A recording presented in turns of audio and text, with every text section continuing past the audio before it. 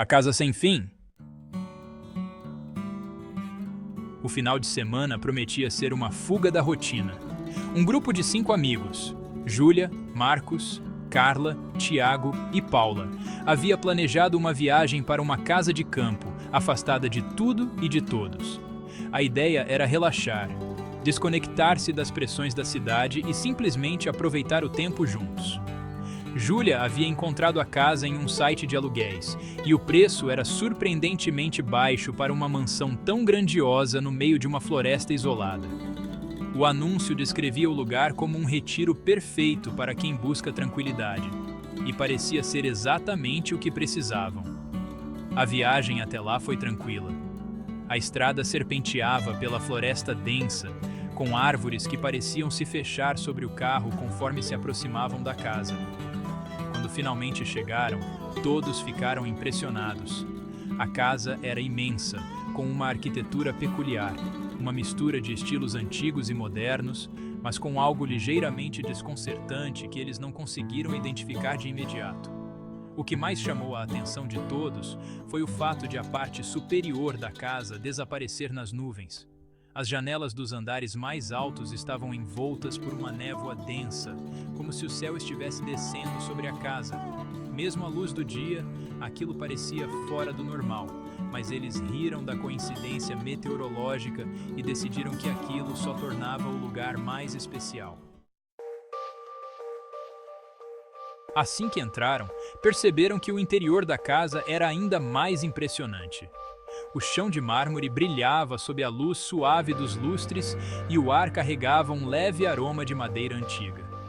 Mas havia algo estranho na sensação de estarem ali, algo quase imperceptível, como se a casa os estivesse observando.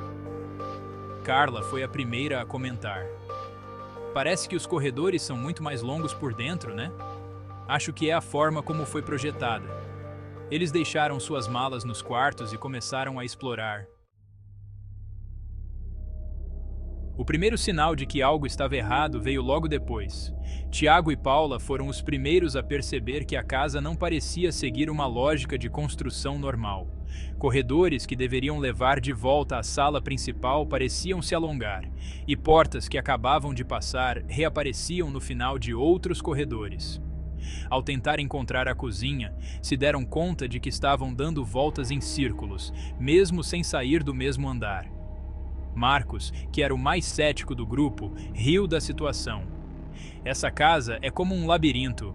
Deve ser algum tipo de design antigo bizarro. No entanto, a expressão de seus amigos não demonstrava o mesmo alívio. Quando finalmente encontraram a cozinha, a sensação de desconforto continuou.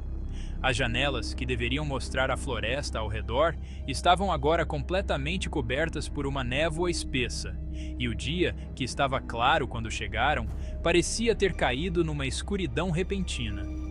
Paula, que estava inquieta desde que chegaram, sugeriu que talvez fosse melhor saírem da casa e voltarem na manhã seguinte, quando pudessem ver tudo com mais clareza. Mas Marcos a convenceu do contrário, dizendo que era apenas o clima estranho das montanhas e que, no máximo, estariam se assustando à toa. Vamos nos divertir. Essa casa tem uma vibe legal. Só precisamos nos acostumar. À noite, as coisas começaram a piorar.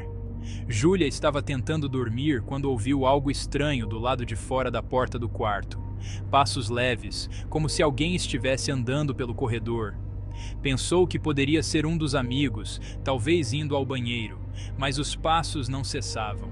Levantou-se, abriu a porta e deu de cara com um corredor que não deveria estar ali. Confusa, andou alguns passos e percebeu que a estrutura da casa havia mudado novamente. Ela estava certa de que o corredor em frente ao quarto deveria dar diretamente para as escadas, mas o que via agora era um caminho muito mais longo, que parecia esticar-se infinitamente. Assustada, Júlia voltou para o quarto e trancou a porta, tentando se acalmar. Na manhã seguinte, contou aos amigos o que havia acontecido. Tiago também relatou algo estranho, enquanto estava no banheiro. Ouviu vozes sussurrando vindas do encanamento, mas quando abriu a porta, ninguém estava ali. Ao longo do dia, o clima ficou mais tenso. A cada novo corredor ou porta que abriam, mais confusos ficavam sobre o layout da casa. Mesmo utilizando o mapa que Julia havia recebido ao alugar o lugar, nada parecia fazer sentido. À tarde, a situação se agravou. Marcos, que antes fazia piadas sobre o labirinto que era a casa, agora estava preocupado. Eles estavam perdidos dentro do próprio lugar onde deveriam estar descansando. Tentaram sair, mas toda vez que desciam a escada principal, acabavam de volta no andar de cima, como se o tempo e o espaço tivessem sido distorcidos.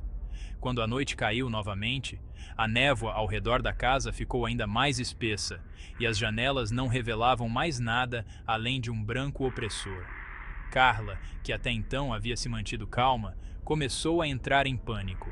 Estamos presos aqui. Essa casa está nos mantendo. Ela não é normal. Tentaram de tudo para encontrar uma saída, mas sempre acabavam onde começaram. As portas se moviam, os corredores pareciam mudar de lugar quando não estavam olhando. A sensação de serem observados ficou mais forte. Em vários momentos, eles tiveram a certeza de ver sombras se movendo pelos cantos da casa, mas nunca havia ninguém lá. Na terceira noite, a situação se tornou insuportável. A névoa começou a invadir o interior da casa, deslizando pelas frestas das janelas e portas, tomando os corredores com uma rapidez assustadora. Um a um, os amigos começaram a desaparecer. Paula foi a primeira. Estava correndo pelos corredores em pânico, tentando encontrar a saída, quando entrou por uma porta que deveria levá-la de volta à sala principal.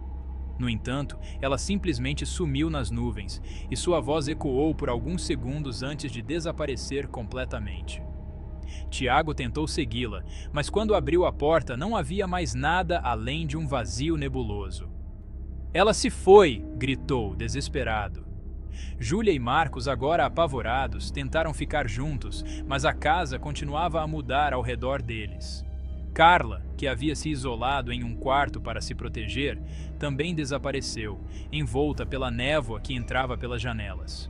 Por fim, restaram apenas Júlia e Marcos. A neblina estava por toda parte, cobrindo os corredores e engolindo os últimos cômodos onde ainda se abrigavam.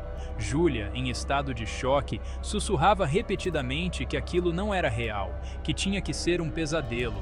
Mas a realidade era que a casa estava viva de alguma forma, brincando com suas mentes e os aprisionando em um ciclo sem fim. Na manhã seguinte, nenhum dos 5 amigos foi encontrado. A casa estava quieta, envolta em sua névoa usual, como se nada tivesse acontecido. Quando os moradores locais foram verificar o local, não encontraram vestígios de ninguém.